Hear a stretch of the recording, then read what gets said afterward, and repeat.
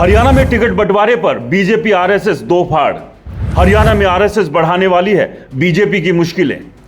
BJP RSS के बीच छिड़ने वाली है जंग। हरियाणा विधानसभा चुनाव में टिकट बंटवारे पर शुरू हुई खींचतान। हरियाणा विधानसभा चुनाव में टिकट बंटवारे को लेकर बीजेपी और आरएसएस दो फाड़ हो गए। ग्राउंड सर्वे के बाद आरएसएस चाहता है कि 70% नए चेहरों को टिकट दी जाए।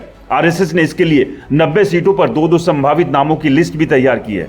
वहीं प्रदेश बीजेपी पुराने नेताओं को टिकट देने पर अड़ी है।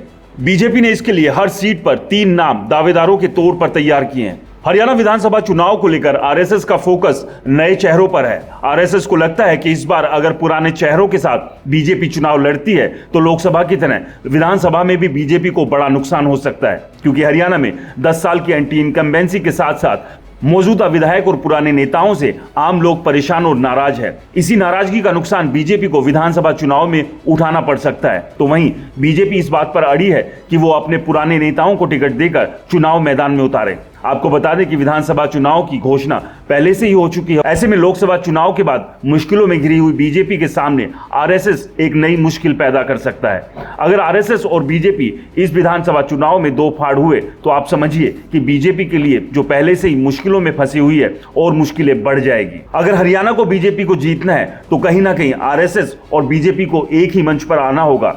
लेकिन अब सबसे बड़ा सवाल यह है कि आरएसएस ने जो लिस्ट बनाई है उस लिस्ट से बीजेपी इत्तेफाक रखेगी या नहीं, या फिर बीजेपी मौजूदा विधायकों और पुराने नेताओं को ही टिकट देकर 2024 का विधानसभा चुनाव जीतने की कोशिश कर सकती है। लेकिन ये कोशिश कितनी कामयाब होगी ये तो 4 अक्टूबर को साफ हो जाएगा। लेकिन फिलहाल की अगर बीजेपी की स्थिति हरियाणा में बात करें तो बेहद खराब है, और ऐसे में अगर बीजेपी को अपनी इस खराब स्थिति को बेहतर करना है तो कहीं ना कहीं आरएसएस का साथ लेना ही पड़ेगा। आपको क्या लगता है हमें कमेंट्स कर जरूर बताएं। रिपोर्टर जी चैनल को सब्सक्राइब नहीं किया है तो चैनल को सब्सक्राइब करना ना भूलें।